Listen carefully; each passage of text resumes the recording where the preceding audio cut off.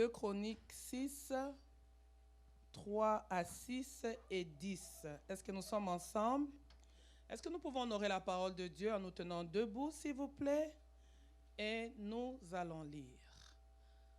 1, 2, 3, allons-y. Le roi tourna son visage et bénit toute l'assemblée d'Israël, et toute l'assemblée d'Israël était debout. Et il dit, béni soit l'Éternel, le Dieu d'Israël, qui a parlé de sa bouche à David, mon père, et qui accomplit par sa puissance ce qu'il avait déclaré en disant, depuis le jour où j'ai fait sortir mon peuple du pays d'Égypte, je n'ai point choisi de ville parmi toutes les tribus d'Israël pour qu'il y fût bâti une maison où résida mon nom, et je n'ai point choisi d'homme pour qu'il fût chef de mon peuple d'Israël. Mais j'ai choisi Jérusalem pour que mon nom y résidât, et j'ai choisi David pour qu'il régnât sur mon peuple d'Israël. Verset 10. L'Éternel a accompli la parole qu'il avait prononcée.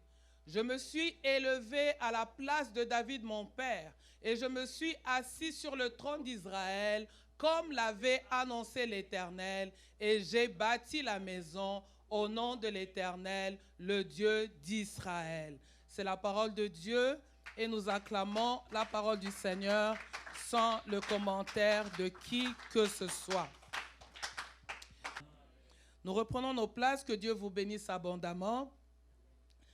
Je bénis Dieu pour cette soirée. Nous voulons parler pendant quelques instants et prendre beaucoup plus le temps de prier. Je bénis l'Éternel pour l'être et le mouvement. Je bénis l'Éternel pour votre présence ce soir. Et je remercie aussi l'homme de Dieu, le révérend Dominique Ngoy, pour la confiance, mais aussi pour son accompagnement et la bénédiction qu'il est pour moi. Et c'est mon coach, c'est mon professeur. Et je prie que l'onction qui l'accompagne m'accompagne aussi. Amen.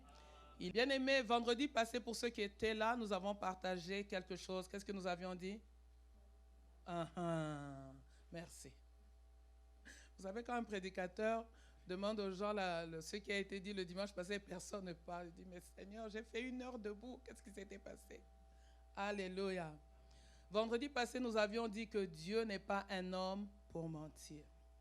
Et c'est vrai, il n'est pas un homme pour mentir. La suite du verset dit, il n'est pas un homme pour se repentir, et ce qu'il a dit, ne le fera-t-il pas?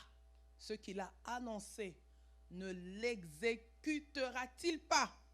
Alléluia. En fait, le vendredi passé, je suis plus restée dans la première partie du Dieu qui a dit. Mais aujourd'hui, je veux plus parler du Dieu qui a accompli. Parce qu'il ne fait pas que dire, mais il accomplit aussi. Quelqu'un est-il avec moi? Et bien-aimés dans le Seigneur, les paroles que nous venons de lire, vous pouvez nous remettre le verset 10, s'il vous plaît. Les paroles que nous lisons dans le verset 10, ce sont les paroles de Salomon. Salomon qui est le fils de David, Salomon qui a succédé au trône de son père. Nous savons que David a été un grand roi aimé de Dieu qui, sous son trône, Israël a pu récupérer carrément tout son territoire, un roi qui a fait des grandes choses pour Israël, mais comme tout homme, il devait passer. Et après lui, il devait y avoir un successeur. Et son successeur, c'est Salomon. Mais j'aimerais que nous considérions les paroles de Salomon. Écoutez ce que Salomon dit. L'Éternel a accompli la parole qu'il avait prononcée. Il avait prononcé la parole à qui? À David, son père. L'Éternel a accompli la parole qu'il avait prononcée. Je me suis élevé à la place de David, mon père, et je me suis assis sur le trône d'Israël, comme l'avait annoncé l'Éternel. Et j'ai bâti la maison au nom de l'Éternel, le Dieu d'Israël. Je veux plus rester sur « Je me suis assis sur le trône d'Israël, comme l'avait annoncé l'Éternel. » Bien-aimés, je suis convaincu que le fait que Salomon se retrouve assis sur le trône d'Israël, c'était un miracle. Et j'aimerais aussi te dire que ce qui va arriver dans ta vie sera un miracle. Alléluia. Tu sais, ta souffrance, c'est parce que tu veux comprendre comment les choses vont se faire. Mais nous l'avons dit depuis vendredi, nous le disons encore, Dieu n'est pas un homme pour mentir, il est derrière sa parole. Je ne peux pas te dire avec tous les détails, et lui-même, Dieu ne te donnera pas tous les détails de comment cela va se faire, mais tu dois être juste dans la position de te dire que ça s'accomplira certainement. Et ce que je vais vous partager m'a tellement béni. J'ai tellement dit amen à cela et je prie que cela bénisse aussi quelqu'un ce soir. Amen. Salomon se retrouve sur le trône de son père. Pourquoi je dis qu'il doit voir en cela un miracle et pourquoi il reconnaît que c'est la puissance de Dieu qui lui a amené? J'aimerais te dire que ce qui nous amène là où Dieu nous attend, c'est sa puissance. Dans sa puissance, il fait concourir les circonstances pour que nous puissions arriver là où il nous attend. Alors j'ai regardé, j'aimerais aller très vite pour qu'on puisse prendre plus le temps de prier. Mais j'ai regardé dans la vie de Salomon quelques éléments qui pouvaient faire comprendre à Salomon que se retrouver en tant que roi d'Israël, c'était la puissance de Dieu. J'ai retenu 4 éléments que je vais vous partager et j'aimerais que tu comprennes que dans ta vie aussi, ces mêmes éléments vont faire que le jour viendra où toi aussi tu diras ce que l'Éternel avait dit, il l'a accompli. Le premier élément que je considère important, j'aimerais que tu le notes et que tu le considères aussi. Salomon a vu dans sa vie l'amour de Dieu. L'amour de Dieu. Et je veux aussi que tu considères que dans ta vie, à cause de son amour, Dieu t'amènera là où il t'attend. Pourquoi je parle de l'amour de Dieu pour Salomon? Pourquoi est-ce que Salomon ne pouvait voir que l'amour de Dieu dans sa vie?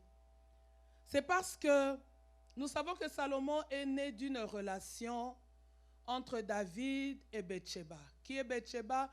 Bathsheba, c'est la femme d'un officier de l'époque, Uri. Et David a fait tuer son mari. Disons, David est d'abord allé avec elle. Et après, elle a fait tuer son mari. Il a fait tuer son mari. Cette femme est restée. Déjà, tu vois que c'est une relation qui n'est pas très, très belle, pas très, très propre. Et après, l'enfant qui est né de cette relation avec David, il est tombé malade. Dieu n'était pas content. L'enfant est tombé malade et il est mort. Et il est vrai que David avait demandé pardon à Dieu. Mais après cela, David va encore vers Bathsheba. Ils ont un enfant. Et l'enfant qu'ils ont, c'est Salomon. Mais il y a quelque chose qui m'interpelle beaucoup de la naissance de cet enfant. Dans 2 Samuel 12, 24, la Bible dit ceci. David consola Bathsheba, sa femme, et il alla auprès d'elle et coucha avec elle. Elle enfanta un fils. Il l'appela Salomon, qui fut aimé de l'Éternel. C'est vrai que dans le texte, on l'appelle Bathsheba, la femme de David. Mais dans l'histoire, les gens sont restés avec l'histoire pour dire que c'était la femme d'autrui qui l'a pris.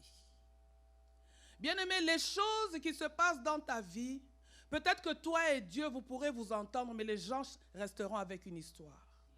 Et bien souvent, les gens restent avec la mauvaise histoire.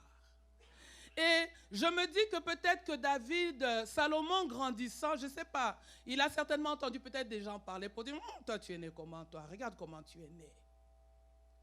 Mais c'est cet enfant-là qui, selon le monde, peut être né dans ce qu'on peut appeler, comment dire, la honte. Mais la Bible nous dit que Dieu l'aima. Et laisse-moi te dire, quand Dieu t'aime, il te le fait savoir. Quand Dieu t'aime, il te le fait connaître. Et peut-être que pour les hommes pouvaient dire tout le monde sauf lui. Mais pourtant, Dieu a dit, c'est toi. Né peut-être dans une relation qui n'est pas très propre. Mais je t'ai aimé. Bien-aimés, ce que Jésus est venu faire sur la terre, c'est venir nous communiquer l'amour de Dieu.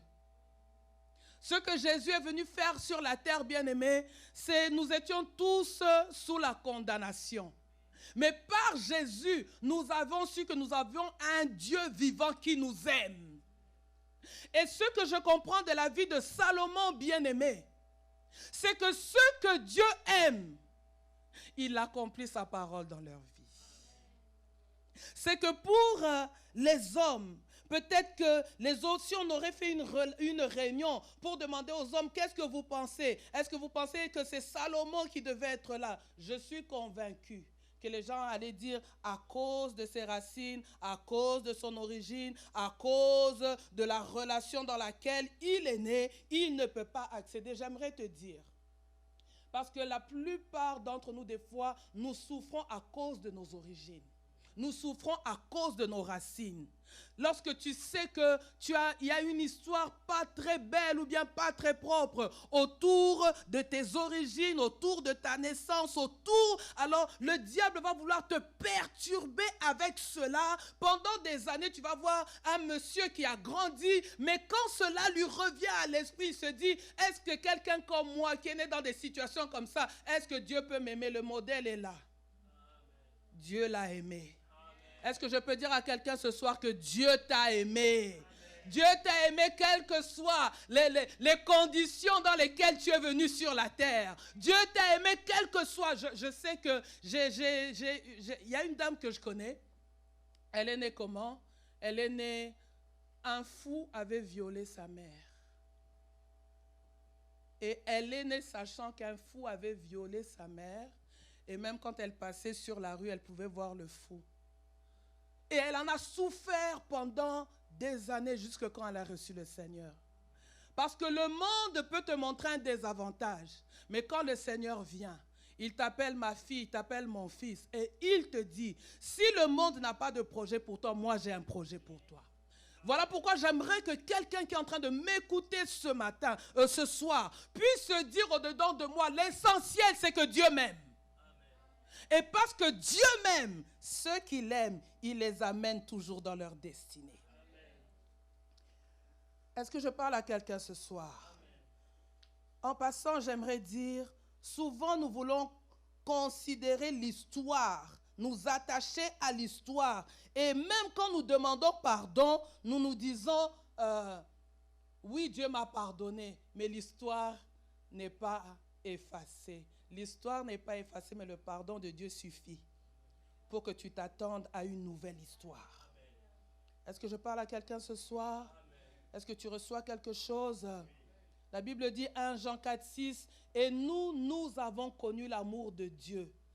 Nous avons connu l'amour que Dieu a pour nous et nous y avons cru. L'essentiel pour toi, c'est de croire à l'amour de Dieu. Et de te dire que l'amour de Dieu m'amènera quelque part. C'est parce que Dieu a aimé Salomon que Salomon s'est retrouvé sur le trône. Et Salomon pouvait dire, si je suis là, c'est parce qu'il y a quelqu'un qui m'a aimé. J'aimerais te dire, tu arriveras quelque part parce qu'il y a quelqu'un qui t'a aimé. Est-ce que nous sommes ensemble ce soir? La deuxième chose que je vois dans la vie de Salomon, pour laquelle Salomon pouvait se dire, c'est vraiment la puissance de Dieu qui m'a amené ici. C'était que Salomon était le choix de Dieu pour la succession au trône. Dans 1 Chronique 22, 9, Dieu est en train de parler à David. Il dit ceci, « Voici, il te naîtra un fils qui sera un homme de repos, et à qui je donnerai du repos en le délivrant de tous ses ennemis d'alentour. Car Salomon sera son nom. et je ferai venir sur Israël la paix et la tranquillité pendant sa vie. Le nom de Salomon, c'est Dieu lui-même qui a donné. Parce qu'il était son choix. Et il avait un projet avec lui. Ce n'est pas David qui s'est arrangé pour donner le nom, je ne sais pas, de son oncle quelque part. Non, c'est Dieu lui-même qui a dit, celui qui va te succéder, il viendra, il naîtra de toi. Et Salomon sera son nom. C'est-à-dire que le fait que David choisisse Salomon, ce n'était pas juste le choix de David, mais c'était le choix de Dieu. David avait plusieurs fils. Pourquoi de tous ces fils-là, Dieu ne pouvait pas en choisir un autre si ce n'est que lui? C'est peut-être ce que tu te dis aussi. Dans notre famille, on est nombreux. Qu'est-ce qui me prouve que ça va être moi? Non, Dieu a dit c'est toi. Quand Dieu dit c'est toi, c'est toi. Alors, Salomon considère qu'il est le choix de Dieu. Écoute-moi, David était un homme. Il aurait aussi pu ne pas respecter le choix de Dieu. Alors, il aurait pu aussi se dire, ok Seigneur, toi tu as choisi Salomon, mais moi, je pense que ça doit être, je ne sais pas, Adonijah. Mais le fait qu'un homme ait respecté la volonté de Dieu, il n'y a que Dieu qui peut le faire. Voilà pourquoi Salomon regarde et dit non, si je suis là, c'est Dieu. C'est la main puissante de Dieu. Dieu avait parlé et il a fait concourir les circonstances pour que j'arrive là où je suis.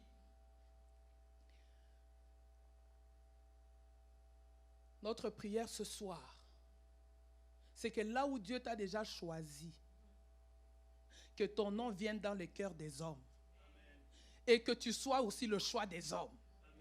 Les hommes vont penser que c'est eux qui t'ont choisi, mais c'est Dieu qui les a poussés à te choisir. Est-ce qu'on est ensemble ce soir? Notre prière ce soir, c'est que là où tu dois arriver, peut-être que tu n'es pas sur la liste des hommes, mais parce que tu es sur la liste de Dieu, que Dieu donne ton nom aux hommes. Le Dieu qui a donné le nom de Salomon à son père David, c'est aussi Dieu qui peut donner ton nom à quelqu'un aujourd'hui. Je prie dans le nom de Jésus et nous allons prier ce soir que ton nom sorte de la bouche de quelqu'un. Parce que Dieu le lui a donné. Comme je le disais, David aurait pu aussi ne pas respecter le choix de Dieu, mais il l'a respecté. C'est là que quelqu'un va te dire, je ne comprends pas pourquoi je te prends toi. Et chakaye. Tu n'as pas à comprendre. C'est Dieu qui t'a donné mon nom. Tu dois tout simplement respecter. Ce soir, nous allons imposer le respect du choix de Dieu. Est-ce que nous sommes ensemble? Je dis que ce soir, nous allons faire quoi? Imposer le respect du choix de Dieu. C'est pour ça que nous sommes venus en ce lieu ce soir. Mais il y a aussi des gens, Dieu les a choisis, mais eux-mêmes ne croient pas en eux-mêmes. Et ça, c'est un grand problème.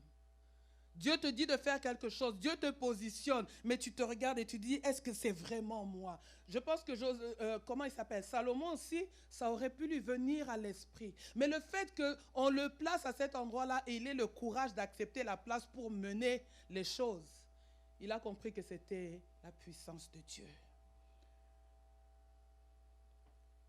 À cause de son choix sur toi, ce qu'il a dit s'accomplira. Troisième chose qui pouvait pousser Salomon à se dire que ça c'est la puissance de Dieu, parce que quelqu'un d'autre avait déjà pris sa place. Lorsque vous lisez les Écritures, 1 Roi, 1er chapitre, verset 5, la Bible dit, Adonijah, fils de Haggith, se laissa emporter par l'orgueil jusqu'à dire, c'est moi qui serai roi. Et il se procura un char et des cavaliers et 50 hommes qui couraient devant lui. Adonijah, c'est le fils de David. Adonijah, c'est le frère de Salomon. Et dans ce texte, la Bible nous dit qu'Adonijah se laissa emporter par l'orgueil jusqu'à dire, c'est lui qui deviendra roi. Je crois que c'est Dieu qui l'avait permis, parce que normalement, un roi doit succéder à la mort de son père, n'est-ce pas? Alors, c'est Dieu qui l'avait permis, parce que si David serait mort, peut-être qu'il y aurait eu beaucoup de problèmes pour mettre Salomon. Alors, Dieu a permis que Adonijah soit rempli d'orgueil pour prendre la place, pour que David finisse son histoire de son vivant. Il y a des histoires qui doivent terminer. Amen. Alléluia. Amen. Je ne sais pas c'est dans quel coin que quelqu'un fait un complot pour prendre ta place. Mais dans le nom de Jésus, nous sommes venus ce soir pour arrêter certaines discussions inutiles. Lui, il avait déjà dit que je prendrais la place du roi. Il ne savait pas que cette place, c'était la place de quelqu'un d'autre. Écoute-moi ce soir, ta place, personne ne la prendra et personne n'y prospérera. Est-ce que je parle à quelqu'un ce soir? Si c'est à toi que je parle, tu me donnes un bon amen. Amen, bien-aimé. Non, c'était la place de Salomon qui devait s'y asseoir. C'est Salomon. Mais Adonijah dit, non, c'est moi qui serai roi. Laisse-moi te dire, la Bible dit, Jean 10, le voleur ne vient que pour détruire, pour égorger. Et laisse-moi te dire, jusqu'à aujourd'hui, le diable ne s'avoue pas vaincu. Jusqu'à aujourd'hui, il cherche toujours les voies et moyens pour te prendre ce qui est à toi. C'est ainsi qu'il vient nous voler nos enfants, il vient nous voler nos mariages, il vient nous voler notre travail, il vient nous voler notre position. Mais ce soir, nous disons que tous les complots, les dispositions prises par Adonijah, nous les annulons au nom puissant de Jésus. Nous déclarons que ces complots-là ne peuvent pas réussir. Comment est-ce que tu es là, tu as bien fait ton entrevue, tout s'est très bien passé, tu vois même que la personne qui faisait cela est en train de te regarder avec beaucoup d'admiration, et puis tu pars chez toi avec beaucoup d'assurance, et il te dit même tu vas bientôt commencer, et puis tout à coup on te dit, quelqu'un d'autre a pris, est-ce que ce soir on peut les déloger? Non, je demande, est-ce que ce soir, on peut déloger quelqu'un? Est-ce que tu es prêt à déloger quelqu'un? Ce soir, nous voulons les déloger au nom de Jésus. Adonijah ne peut pas prendre ma place. Il y a des situations, il y a des places qui nous sont prises parce que juste quand tu veux arriver, une maladie t'attrape. Juste quand tu veux arriver, quelque chose se fait. C'est pour ça que Salomon a dit, si je suis là, il n'y a que la puissante main de Dieu. Parce que la réalité, mon frère avait déjà pris ma place. Et il pouvait aussi dire que c'est la puissance de Dieu qui l'a placé à cet endroit-là. Parce que Adonijah n'est pas parti de lui-même. Mais la Bible nous dit que le prophète Nathan, nous sommes dans 1 Roi 1, 11 à 15, et puis 29 à 30. Est-ce qu'on peut le lire très vite? Alors Nathan dit à Bathsheba, mère de Salomon, n'as-tu pas appris qu'Adonijah, fils de Haggith, est devenu roi sans que notre Seigneur David le sache? Viens donc maintenant, je te donnerai un conseil afin que tu sauves ta vie et la vie de ton fils Salomon. Va, entre chez le roi David et dis-lui, ô roi, mon Seigneur, n'as-tu pas juré à ta servante en disant, Salomon ton fils régnera après toi, après moi, et il s'assiera sur mon trône. Pourquoi donc Adonijah règne-t-il? Et voici, pendant que tu parleras là avec le roi, j'entrerai moi-même après toi et je compléterai tes paroles. Ah, est-ce que Dieu peut susciter un Nathan pour toi? Je disais, est-ce que Dieu peut susciter un Nathan pour toi? Toi, tu es quelque part là, tu es en train de faire ta vie. Tu ne sais pas qu'il y a un complot qui est en train de se faire quelque part. Et Nathan vient. Nathan vient avec ce qui était... Obo shaka robo. Est-ce que Dieu ne peut pas susciter un Nathan pour toi? Ce soir, nous disons que les Nathans de nos vies soient suscités au nom puissant de Jésus. On continue. Bathsheba se rendit dans la chambre du roi. Il était très vieux et Abishag, la Sunamite, le servait. 29 à 30. Et le roi jura et dit, l'Éternel qui m'a délivré de toutes les détresses est vivant. Ainsi que je l'ai juré par l'Éternel, le Dieu d'Israël, en disant, Salomon, ton fils, régnera après moi, et il s'assiera sur mon trône à ma place. Ainsi ferai-je aujourd'hui. Qu'est-ce que cela veut dire? Salomon était en train de faire sa vie. Il ne savait pas ce qui se passait. Adonijah était déjà intrôné. Il avait déjà fait son coup. Il y avait déjà des gens qui l'acclamaient. Et le prophète Nathan qui vient et qui dit à Bathsheba, toi tu es là, ton fils, on a déjà pris sa place. Et c'est ainsi que le prophète lui-même fait le coup. Il dit, toi tu vas chez le roi, tu parles, et quand tu seras à l'intérieur, moi aussi j'entre. Que Dieu suscite un Nathan et une Bathsheba pour toi. Quelqu'un qui va tout simplement entendre une histoire quelque part et qui viendra pour dire, j'ai entendu ce qu'on veut contre toi, je viens auprès du roi parce que ta place, personne ne doit la prendre. Et c'est ainsi que David se lève et dit, Bathsheba, je t'avais promis que ton fils régnera. Aujourd'hui, je le décide. Personne ne l'annulera. Ton fils régnera. C'est ainsi que Salomon regarde et dit, il n'y a que la puissance de Dieu qui pouvait me mettre en ce lieu. Parce que si cela ne dépendait que d'Adonijah, et si je n'avais pas Nathan et Bathsheba, eh bien je serais parmi les oubliettes. Mais Dieu a suscité. Je crois que notre Dieu suscite aussi aujourd'hui. Je suis en train de croire que notre Dieu suscite encore maintenant. Par notre prière ce soir, nous voulons mettre debout tous les Nathans. Il y a un Nathan même au milieu de nous. Là. Lui-même, il va se mettre debout pour intercéder pour quelqu'un. Alors ce soir, il y a un Nathan qui va se lever pour toi, mais toi aussi tu vas te lever pour quelqu'un.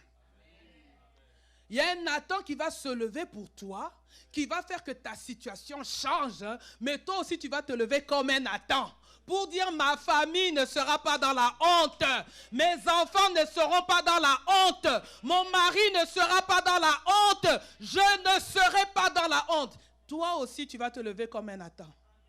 Parce qu'il y a des calculs qui doivent être changés. Je termine en disant ceci. La Bible dit, Colossiens 2, verset 10. Vous avez tout pleinement en lui, qui est le chef de toute domination et de toute autorité. Lui, c'est qui? Jésus. Verset 14. Il a effacé l'acte dont les ordonnances nous condamnaient et qui subsistait contre nous. Et il l'a détruit en le clouant à la croix. Il a dépouillé les dominations et les autorités et les a livrées publiquement en spectacle, en triomphant d'elle par la croix. Ce soir, nous avons plus que Nathan le prophète. Ce soir, nous avons plus que Nathan le prophète. Nous avons Jésus lui-même. La Bible nous dit qu'il est notre intercesseur auprès du Père. C'est-à-dire que si l'intercession de Nathan a restauré Salomon dans sa position, l'intercession de Christ, l'intercession de Christ n'échouera pas. L'intercession de Christ n'échouera pas. L'intercession de Christ va te positionner là où tu dois être. Tu dois le recevoir au nom de Jésus. La Bible dit qu'en lui, nous avons pleinement toutes choses. De quoi tu as besoin? C'est la santé? De quoi tu as besoin? C'est la conversion de tes enfants? De quoi tu as besoin? Je ne sais pas, mais en lui, tout est dedans. Voilà pourquoi tu auras un intercesseur sur la terre, mais tu as aussi un intercesseur au ciel. La victoire est assurée. Ce soir, nous déclarons la victoire dans le puissant nom de Jésus. La Bible dit que les ordonnances qui te condamnaient, il a fait quoi? Il les a détruits en le clouant à la croix. Il a tout dépouillé. Bien-aimé, le trône t'attend. Je voulais terminer en disant que le trône t'attend. Le trône t'attend. Adonijah a été là, mais il va partir. Le trône t'attend. C'est-à-dire, apprête-toi à monter sur ton trône. Est-ce que je parle à quelqu'un ce soir? Apprête-toi à monter sur ton trône. Parce que Dieu a dit qu'il ne va pas seulement te placer là, mais il va accorder la paix pendant ton règne. Ça ne va pas être un trône pour lequel tu te poses beaucoup de questions, mais un trône pour lequel Dieu lui-même a décidé de t'accorder la paix. Tu régneras dans la paix. Même si les hommes peuvent se lever pour te faire la guerre, mais cette guerre-là, tu l'as fait dans la paix. Parce que le prince de paix est de ton côté. Nous voulons prier.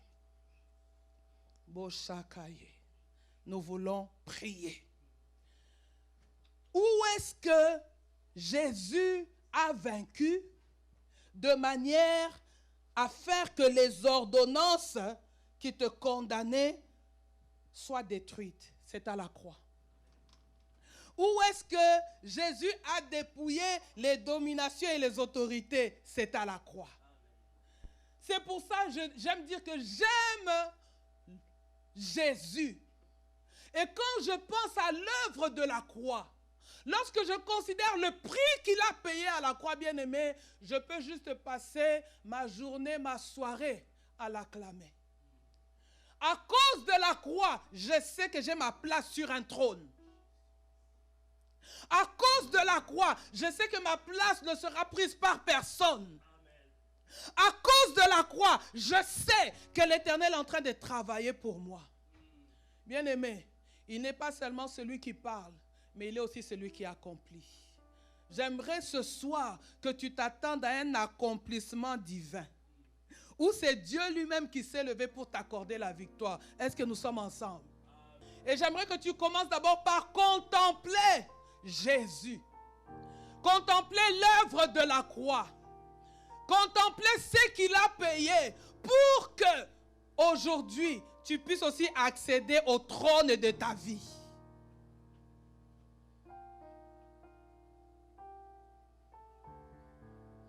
Tu vas me suivre dans cette prière.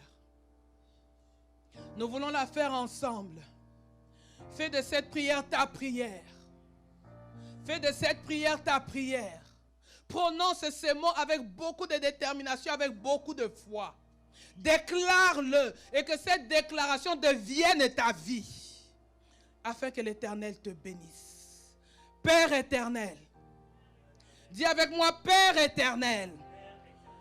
Dis-le bien, Père éternel, je te bénis à cause de Jésus. Parce que tu n'as pas hésité de nous faire le don précieux de ton Fils. Tu n'as pas hésité de te séparer de lui afin qu'il vienne sur la terre, afin de mourir pour nous. Tu n'as pas hésité, bien qu'il était à la croix, bien qu'il était dans la honte, mais tu n'as pas hésité parce que tu savais qu'à cause de l'œuvre de la croix, je serai restauré. À cause de l'œuvre de la croix, la malédiction perdra son pouvoir.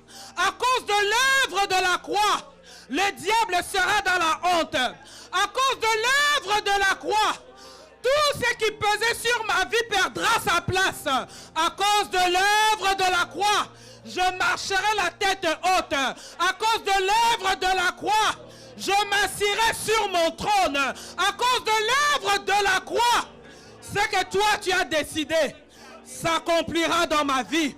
Voilà pourquoi je veux te dire merci. Voilà pourquoi je veux te dire merci. Voilà pourquoi je veux te dire merci. Je te dis merci Jésus. Parce que tu n'as pas hésité. Tu as accepté la croix. Tu as accepté la mort. Tu as accepté la honte. Pour que je relève ma tête. Voilà pourquoi je t'aime. Voilà pourquoi je t'adore. Voilà pourquoi je t'élève. Et voilà pourquoi je t'acclame. Commence à l'acclamer. Et commence à le bénir. Commence à l'acclamer. Commence à bénir l'œuvre de la croix. Commence à l'acclamer. À cause de l'amour de Dieu, à cause de l'amour de Dieu, il te prend par la main. À cause de son amour, il te prend par la main. À cause de son amour, il te prend par la main. À cause de son amour, il t'introduit dans ta destinée. Il t'introduit dans ta destinée. Il t'introduit dans ta destinée. Prie, bien-aimé, prie. Élève ta voix devant l'Éternel et prie en ce moment. Prie en ce moment, alors que tu es en train de prier, tu entres dans ta destinée. Tu entres dans ta destinée. À cause de son amour, il t'a déjà précédé. À cause de son amour, il est en train de t'accompagner. À cause de son amour, il fait l'arrière-garde. Il marche même derrière toi pour te sécuriser.